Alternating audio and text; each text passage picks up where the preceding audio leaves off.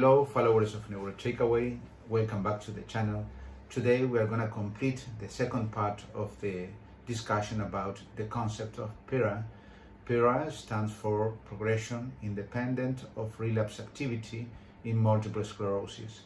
In this case, the stance was in charge of Professor Fred Lublin from the Mount Sinai Hospital in New York.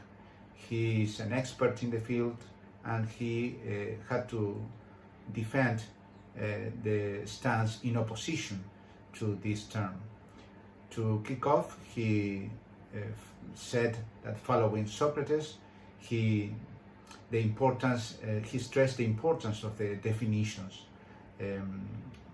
For example, to start, we have in the definition of PIRA the concept of relapse. And what's a relapse? Well, there are several bars to define this important concept. So later we are going to talk about this. Then the concept of activity, what's activity?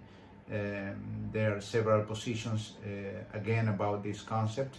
And finally, the term progression, which is very, very difficult to establish. He said that he doesn't believe that silent progression exists. The problem is that we don't have the technique or the techniques to detect it. And the concept of progression may be interpreted as light, the physics of light, where you have particles and waves at the same time. I think it's very important to remind you that Professor Lublin in 2014 published a seminal paper in neurology about the classification, a new classification of the different clinical causes of multiple sclerosis, defining different phenotypes. This was a dichotomous classification with two forms: the relapsing form, which can be with a clinically isolated syndrome or with a relapsing remitting form, and the progressive variant. The progressive variant can be primary or secondary, and each of these forms can have activity or not. And this was another very revolutionary concept, because the secondary progressive and the primary progressive can have activity. Then in 2020, he again published another paper in neurology clearing up some of these concepts. To start, what is activity? Activity can be detected on clinical grounds with the presence of a relapse, which is an acute or subacute deficit without the context of fever or infection, that have full or partial recovery. And then activity can be detected on MR with the presence of new or enlarging lesions, or with the presence of gadolinium enhancing lesions. And the time frame for the evaluation of this activity is usually annually. Then the concept of progression. Progression is, or progressive form, is a gradual deterioration of the clinical state of a patient, independent of the presence of relapses. And in the context of a progressive form of the disease. And maybe this last part, I think it's the most controversial, because it rules out the possibility that this progression happens at the beginning of the relapsing forms. And finally, the concept of worsening, which is different than the concept of progression, because worsening is an increase in the disability of a patient, irrespective of whether it happens as a residual deficit after a relapse or in the context of a gradual progression of the disease. And as an example, he showed this study, the COMBI-RX, in which they defined 3 levels of stringency regarding the concept of exacerbation. And exacerbation is new deficit or an increase in a deficit that has to do with MS without the context of infection or fever that lasts more than 24 hours, that is preceded by a period of stability, clinical stability of at least 30 days, and in which the evaluation, the clinical evaluation of the EDSS, which is the most used scale for the assessment of multiple sclerosis clinically, should be performed within 7 days of after the onset of symptoms. The change in EDSS should be of 2 points at least, or 1 point in 2 functional systems, or 2 points in 1 functional system. Then we have the other level, which is this level is called the protocol defined exacerbation. Then we have the non-protocol defined exacerbation. It is very similar to the previous one, but the confirmation of the EDSS change can be performed after 7 days. And then we have the least stringent definition, which is the suspected exacerbation, in which there is no confirmation of the EDSS change. So he suggests that this least stringent definition be used to the concept of PIRA, whereas the most stringent one be used for clinical trials. Here he explained what he calls the magnification effect. If you look at with a magnifying glass a period of time of apparently progression, maybe you can see that there is a small stepwise deterioration. And he wondered if these different patterns, stepwise or gradual progression, may have different pathophysiological mechanisms.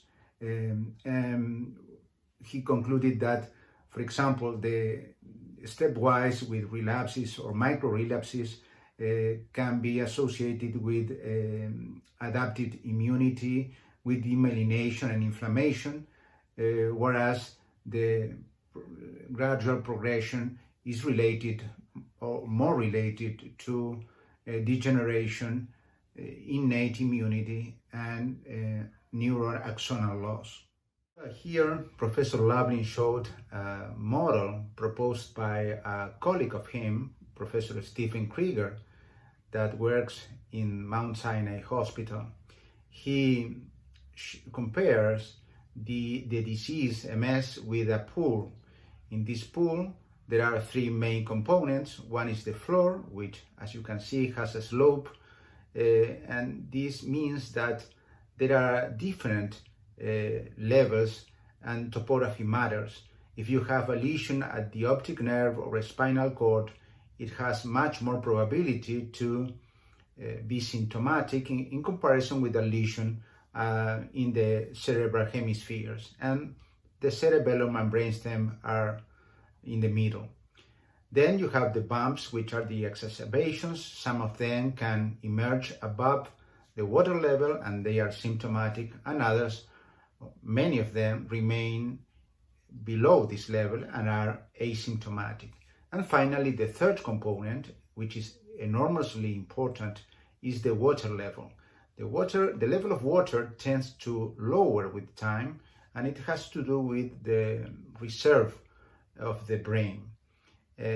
So they propose that with time, this water level tends to lower, as we said, and some of the previous bumps, the previous exacerbations, the previous lesions tend to emerge above the level of the water, and they are symptomatic. So it's like the disease tends to repeat the history that had occurred previously. It's awesome. Professor Lablin reinforced the concept of durability.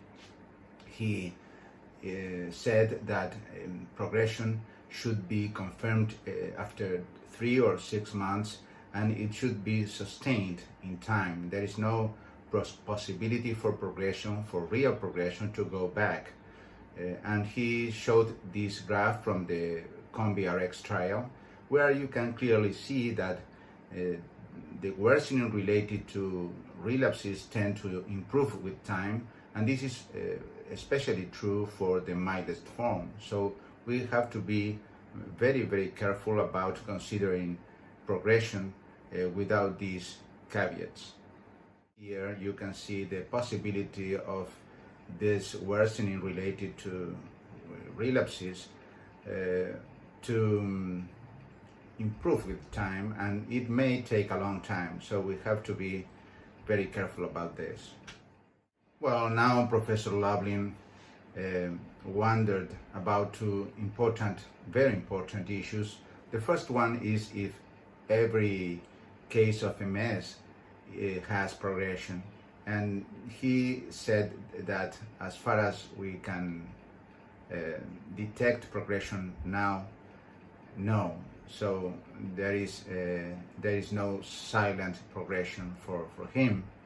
And in the second question, he asked about the importance of how one reaches this certain grade of disability, and the answer is yes, because there are drugs, very new and important drugs, that are very effective for the relapsing rate, but not as much on the progression. And to finish up, Professor Lublin showed this interesting model of the disease, which is quite dichotomic.